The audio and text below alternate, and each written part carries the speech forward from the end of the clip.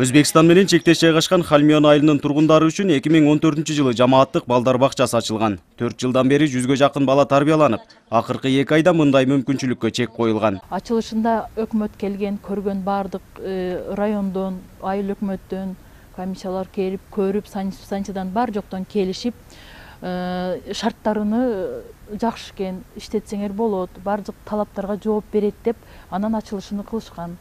Ошодан бери Кудайга шүгүр жакшы иштеп келаткан. Мына кандай себептер менен бул жерди жаап койду азыр. Бала бакчанын жабылганынын себеби эле уруксат кагазы жоктук экен. Убагында лента кесүүгө көнүп калган жергиликтүү бийлик өкүлдөрү 4 жылдан кийин кагаз талап кылып жатыптыр. Бекитип кеткенден бери жаап кеткенден бери балдардын ата-энелери тынч койбой жатышат. Качан ачылат? Качан балдарыбызды кайрадан бакчага алып барсак болот дешип. Өкмөттөн да ачылганда келип кетишкен. Эми иш кагаздарын жетишсиз дешүүдө. Уруксат кагаздарын туурулаганга эч бир тараптан жардам жок. 4 жыл мурда 90 баланы тарбиялап келгенбиз. 90 бала мышерге келген. Мына 2 айдын жүзү болуп калды. Жергиликтүү налоговыйдын начальниги менен анан райондун акими келип болбойт бул иштеткенге.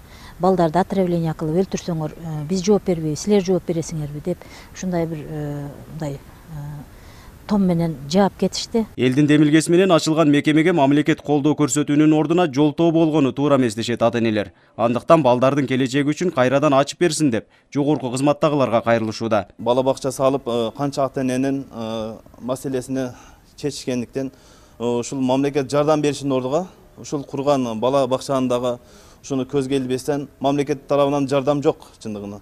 Мамлекет тарабынан жардам болгон демөөрчүлөрдү ушул бут тускан адамдар болуп атат.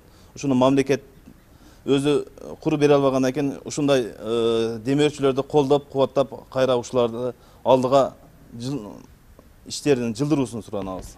Президентке кайрылам, билим берүү министрлигине кайрылам.